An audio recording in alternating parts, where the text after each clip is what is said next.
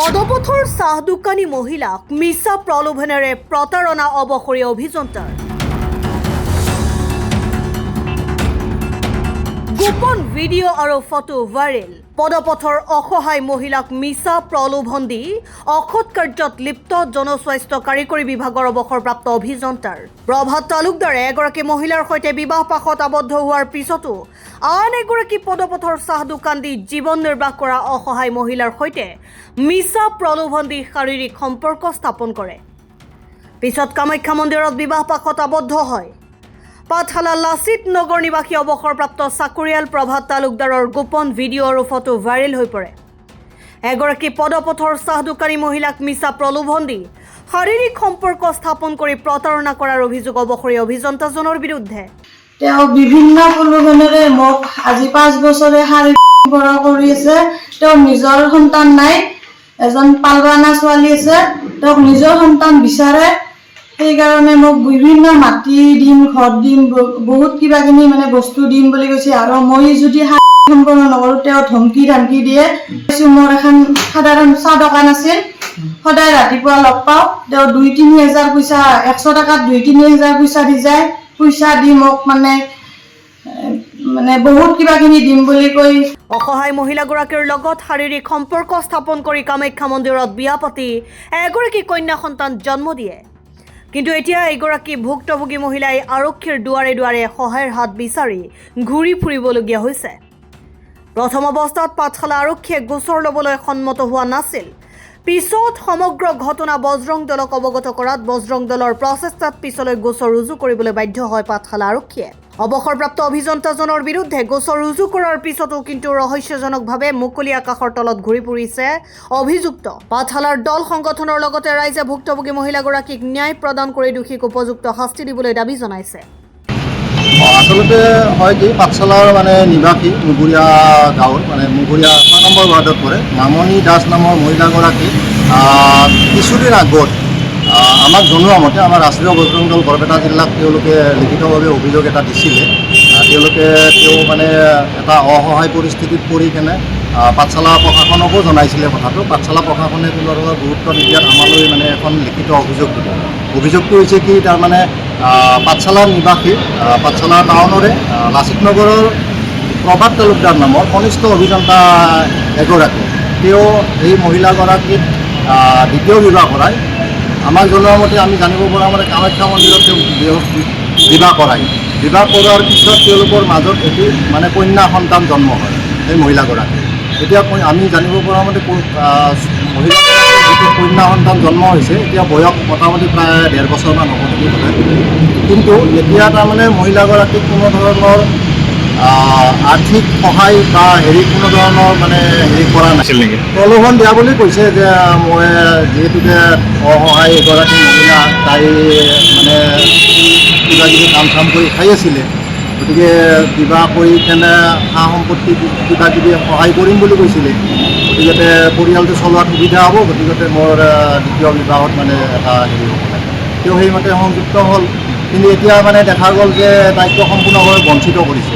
গতিকে এইটো বিষয়ত প্ৰতাৰণা কৰিছে। গতিকে এইটো বিষয়ত এতিয়া আমিও বিচাৰোঁ যে এটা সঠিক ব্যৱস্থা ল'ব লাগে প্ৰশাসনেও, এইটো যাতে মহিলাগৰাকী যাতে বিপদত নপৰে। আৰু উঠি অহা যিটো কন্যা সন্তান জন্ম হৈছে, তাইৰো যাতে ভৱিষ্যতটো অন্ধকাৰ নহয়, এইটো আমাৰ বৰপেটা ৰাষ্ট্ৰীয় বজৰং দলৰ ফালৰ পৰা এইটো আমি দাবী উত্থাপন কৰিছোঁ।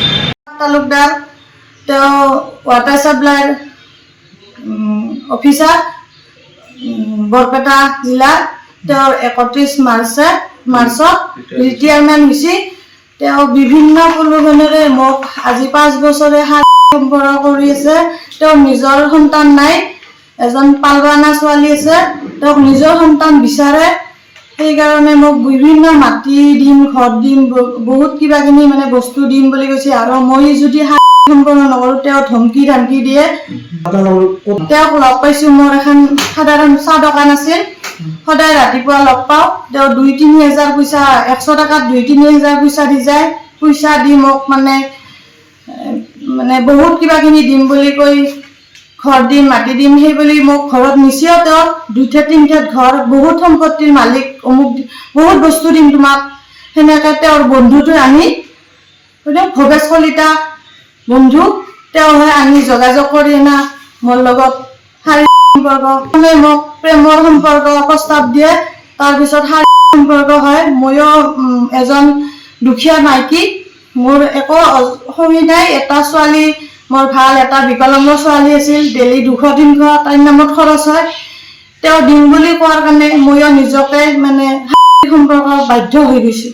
তাৰপিছত আজি 5 বছৰে সম্পৰ্ক চলি আছিল। তেওঁ ভাড়া চাড়া গোটেই দি আছিল, ৰুমৰ খাদ্য দি আছিল, কিন্তু তেওঁ ঘৰ মাতি মোক দিম বুলি কৈ অজস্ৰ দলিল পত্ৰ মোৰ হাতত থপি দিয়ে আৰু কিন্তু মোক ঘৰ বান্ধি দিম বুলি প্ৰতিশ্ৰুতি দিছিল। 1 বছৰ পিছত তোমাক লৈ যাম, মোৰ গুৱাহাটীত ফ্লেট আছে, গুৱাহাটীত মাটি আছে, সেইবিলাক মই চাইছোঁ, তেওঁৰ লগত যায়ে চাইছোঁ। তেওঁ 2 বছৰমান চিনাকি সম্পৰ্ক হোৱাৰ পিছত এজনী ছোৱালী হয় মোৰ তেওঁৰ লগত। ছোৱালীটোকো আজি মোৰ মেডিকেলৰ সম্পূৰ্ণ ডাক্তৰ খা খৰচ তেওঁ পঢ়ি দিছে, 3 লাখ মান টকা পঢ়িছে। মোৰ যেতিয়া চিজাৰিং বিয়া পাতিম বুলি কৈ কামাখ্যা মন্দিৰত লৈ গৈছে, তাতে মোক সেন্দুৰো সেন্দুৰ পিন্ধাইছে। তাৰপিছত গৰখাই ৰখাই মন্দিৰত লৈ গৈছে। তেওঁ মোৰ কন্যা সন্তানটো যেতিয়া 7 মাহে গাত থাকে, তেওঁ মন্দিৰত ভোগ প্ৰসাদ আগবঢ়াইছে গৰখাই ৰখাই মন্দিৰত। তাৰপিছত আমাৰ ঘৰত মানে মই ঘৰবতী বনাই দিবা কোৱাৰ কাৰণে মোৰ লগত কৰিছে। থানাত মই এজাহাৰো দিছিলোঁ, কিন্তু থানাৰ মানুহ আমাৰ অচি ছাৰে কৈছে মোক হ'ব তোমাক চাম। তেওঁ চাব বুলি মানে প্ৰস্তাৱ দিয়ে আৰু তেওঁৰ ভাগনীয়াকে আহি মোক লৈ যায় ৰুমৰ পৰা।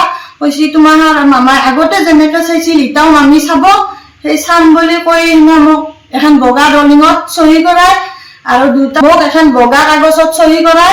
তাৰপিছত কৈছে তেওঁ চহী কৰিছে, কিন্তু মই বাকী সুধিলোঁ পিছত 2-3টা পুলিচক মোৰ কিবা অসুবিধা হ'ব নেকি, মোকতো চাওঁ বুলি কৈছে আপুনি। তেওঁ কান্দি কয় তোক চামে মই, তই টেনশ্যন নলবি, 2 দিন পাছত ধৈৰ্য ধৰ। কিন্তু সেইদিন ধৰি আজিলৈকে মোৰ ফোনৰ লগত যোগাযোগ নাই। News desk report Assam time. ঘৰত আনন্দ আৰু সম্পৰ্কৰ চমক বজাই ৰাখিবলৈ জৰুৰী হৈছে সকলো আনন্দময় মুহূৰ্তত মৰমৰ উপহাৰ দিয়াটো। সেইবাবে মধুশ্ৰী জুৱেলাৰ্ছে আনিছে সকলো ৰঙীন ক্ষণৰ বাবে বিশেষ গহনা।